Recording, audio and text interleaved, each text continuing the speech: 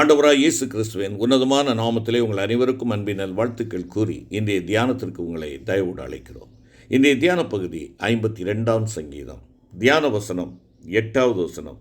நானோ தேவனுடைய ஆலயத்தில் பச்சையான ஒலிவ மரத்தைப் போல் இருக்கிறேன். பச்சையான ஒலிவ மரத்தைப் போல் இருக்கிறேன்.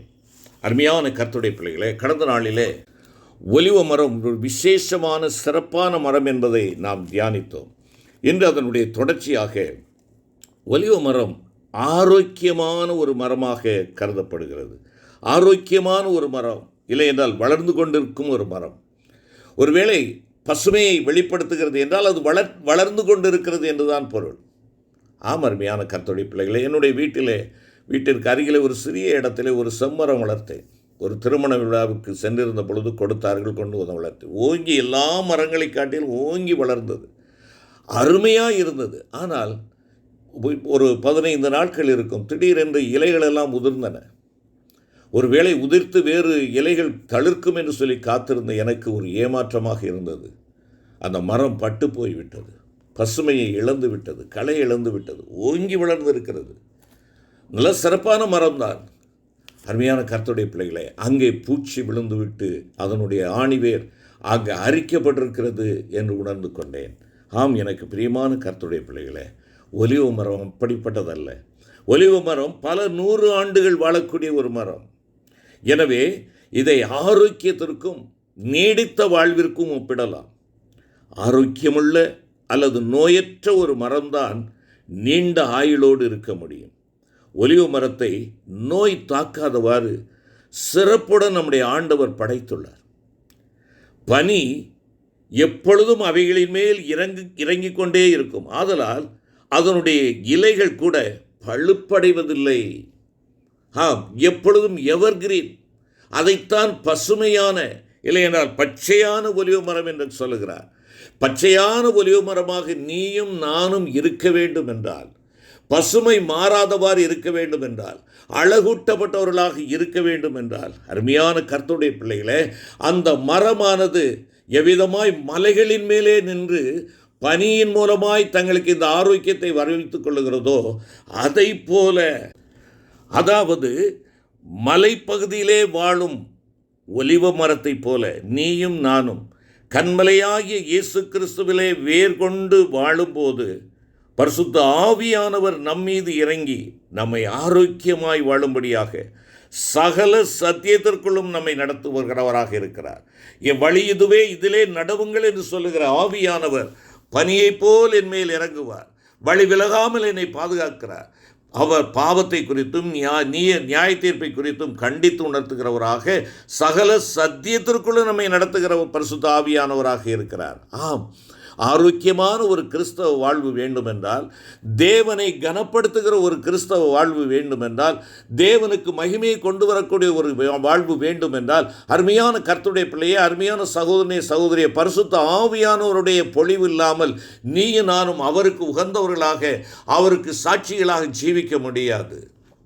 எனவே தான் அப்போஸ்தலர் 1:8 பார்க்கிறோம், பரிசுத்த ஆவியானவர் உங்களிடத்திலே வருகின்ற பொழுது நீங்கள் பலனடைந்து சாட்சிகளாக இருப்பீர்கள். எங்கே சாட்சி? வீட்டிலே சாட்சி, ஊரிலே சாட்சி, தேசத்திலே சாட்சி, தேசம் கடந்து வெளி தேசங்களுக்கு செல்லுகின்ற பொழுதும் பூமியின் கடைசி மட்டும் சாட்சிகள்.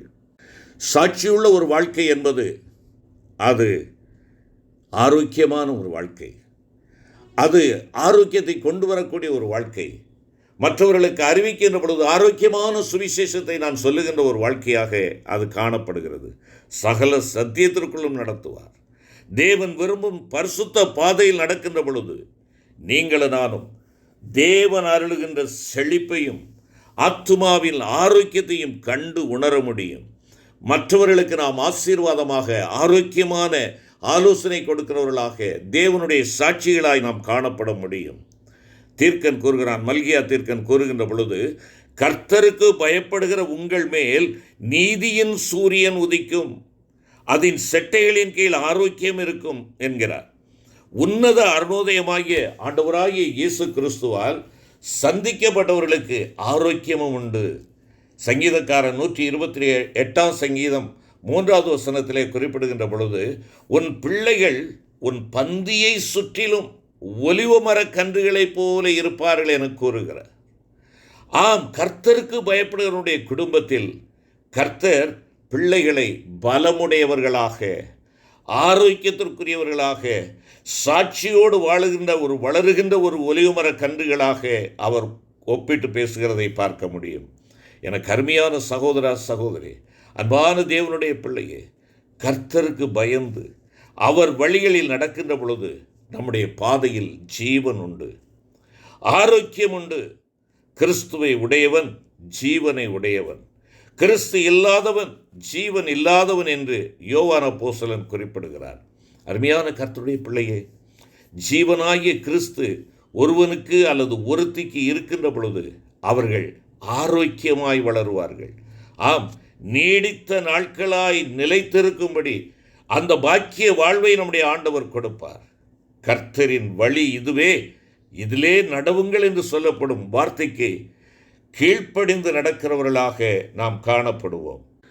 நீதிமொழிகளின் ஆக்கியோன் குறிப்பிடுகின்ற பொழுது நீதிமொழிகள் 14ஆம் அதிகாரம் 12வது வசனத்திலே, மனுஷனுக்கு செம்மையாய் தோன்றுகிற வழி உண்டு, அதன் முடிவோ மரண வழிகள் என்று சொல்லுகிறார். அநேக நேரங்களிலே நாம் மனுஷியத்திலே அல்லது மாம்சத்திலே சில வழிகளை நாம் தெரிந்தெடுக்கிறோம். தேவனுடைய வேலைக்கும் தேவனுடைய சித்தத்திற்கும் நாம் காத்திருக்காதவர்களாக நாமே வழியை தெரிந்தெடுத்து கொண்டு நலமான வழி என்று எண்ணி நாம் நாசமான வழியிலே சென்று வேதனையை தரித்து கொள்கிறவர்களாய் காணப்படுகிறோம். இங்கே சொல்லுகிறார், மனுஷனுக்கு செம்மையாய் தோன்றுகிற, என் பார்வைக்கு அது சரியான வழிதான், நல்ல வழிதான் என்று சொல்லி நான் எண்ணுகிறேன். ஆனால் அதனுடைய முடிவு என்ன சொல்லுகிறார்? மரண வழிகள் என்று சொல்லுகிறார். ஆம், அருமையான கர்த்தருடைய பிள்ளைகளே, நமக்கு செம்மையாய் தோன்றுகிற வழிகள் அவைகள் அழிவின் வழிகளாக காணப்படுகிறது. அவைகள் நல் வழி அல்ல. நல்ல வழி எது என்று பார்த்து அதிலே நடவுங்கள், அப்பொழுது உங்களுடைய ஆத்துமா பிழைக்கும் என்று வேதம் சொல்லுகிறது. நல்ல வழி எது?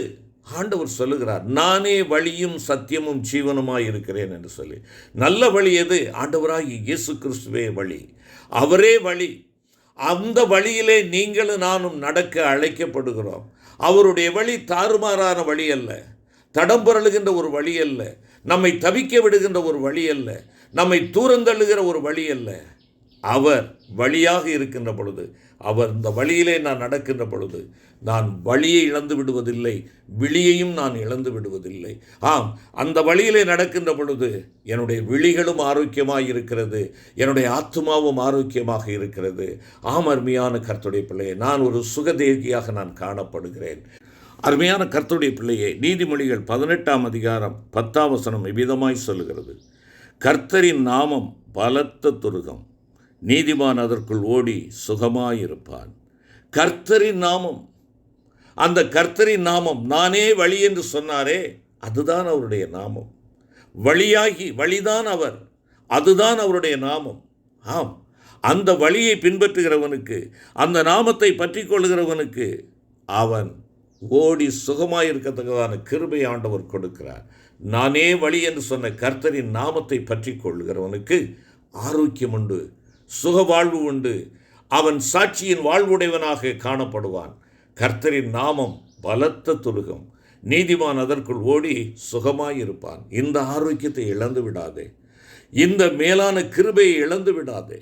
அவருடைய சமூகத்திலே ஓடிவா, அவருடைய கருத்திலே நம்மை ஒப்பு கொடுத்து, ஆண்டவரே, என்னை சிறப்பானவனாக நீர் தெரிந்து கொண்டீர், அது மாத்திரமல்ல, நீர் எனக்கு வளர்ச்சியையும் வாழ்வையும் ஆரோக்கியத்தையும் கொடுக்கிறவர், உம்மாலேயன்றி நான் வளர முடியாது, உம்முடைய கருத்திலே என்னை அர்ப்பணிக்கிறேன் என்று சொல்லி அவருடைய பாதத்திலே நம்மை ஒப்பு கொடுத்து நாம் வளருகிறவர்களாக, பூரணராகும்படியாய் கடந்து செல்லும்படியாக, அங்கே அவருக்குள் வேர் கொண்டபடியே நாம் ஸ்தோத்திரத்தோടെ பெருகுகிறவர்களாக, வளருகிறவர்களாய் காணப்பட நம்மை ஒப்பு கொடுப்போமா? ஜெபிப்போம்.